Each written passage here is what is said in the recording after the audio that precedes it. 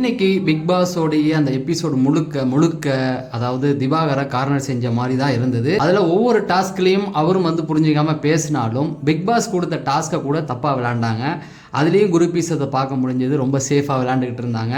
முக்கியமாக ரம்யா. அந்த ரம்யா பேசும்போது பிக் பாஸே கூப்பிட்டு நீ சொல்கிறத நானே நம்ப மாட்டேன், தின்ட்டு தூங்குற ரிப்பீட்டு அப்படின்னும் போது நானே நம்ப மாட்டேன்னு சொன்ன அந்த இடம் அவனை குரூப்பீசம் எவ்வளோ அழகாக பண்ணுறானுங்க அப்படிங்கிறது நல்லாவே தெரிஞ்சுது. அதுக்கப்புறம் வியானா பேசும்பொழுது அந்த இடத்துல இவரை டச் பண்ணால் நம்ம பெரிய ஆயிலா ஆயிடுவோன்னு சொல்லி தான் பிரச்சனை பண்ணுறாரு அப்படிங்கும்போது அது சொன்னதுக்கு பிக் பாஸே பாராட்டுறாரு. அப்படின்னா இந்த இடத்துல கானா வினோத் டேமேஜ் தான், ஒன்றும் பேச முடியாமல் உட்காந்தாரு. அதே போல் இன்னொரு இடத்துல பார்த்தீங்கன்னா சவரி ரொம்ப மட்டமாக குரூப்பீசம் பண்ணிக்கிட்டு ரம்யாவுக்கு அதாவது நொட்டுறது, புடுங்குறது, மயிறு, மட்டை இந்த மாதிரியான வார்த்தைகள்லாம் அவர் கேட்க மாட்டார். அதே போல் அவர் இருக்கும்போது தான் கலையரசன் ஒரு வார்த்தை தப்பாக பேசுகிறான் அன்றைக்கி ஷோவில், அதையும் கேட்கல.